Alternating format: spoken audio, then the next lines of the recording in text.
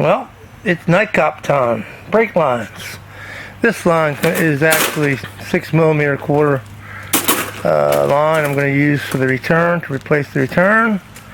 This is the 3/16 that got a little mushed up on delivery, but it's still good. Still works okay. The lines came with fittings and stuff, so I just add them on. And I got some unions to repair the other line, which is a perfectly acceptable way to do it. Never use compression. Even though there are high pressure compression fittings that you can use, I still don't do it. Alright, this is by no means my complete collection of brake tools. I got more. But some of these are vintage, like these here, made in the USA. Okay, this one here, this set with the little adapters for double flaring. That's an old 1990s Harbor Freight version. This is from my father-in-law, an old Lyle's tubing bender. And this one's another Harbor Freight, basically a tubing bender. Okay, a lot of people think that you can depend on this guy. This will do everything for you with the adapters like this. You know, that's great. If you have that, that's wonderful. But it's a lot easier if you move up to something like this, you know, Eastwood, right here. This guy makes perfect flares every single time. You can, and it's manual. Now you can get this in a hydraulic version as well. These I've seen as cheap as $120 on Amazon. So there's really, if you're going to get into the, hey, I want to fix cars thing, you really need to get these tools. An automatic tubing cutter. Okay? One of these, great.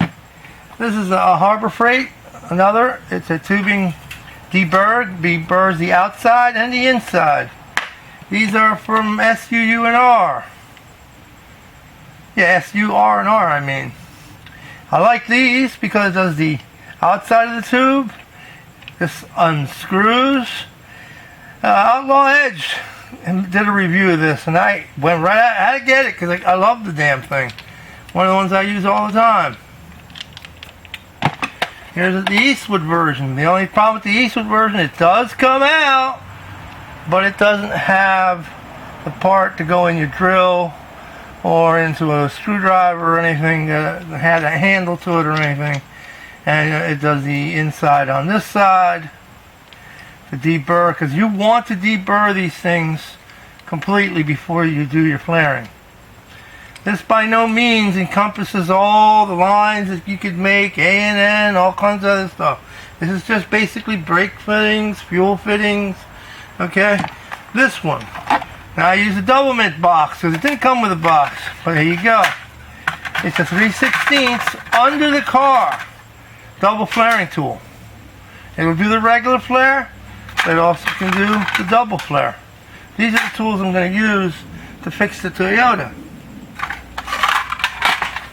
These are the tools that I've collected over a long period of time. And anyone that says, well, you can only do it with these, nah, these are fine, they're great, but they are nowhere near as easy as one of these, okay? And not as easy as flaring with these, deburring with these, and not as easy as cutting with these, and cutting with one of these. So are they worse? Is these worth having, and this one worth having to go under the car? Absolutely it's worth it.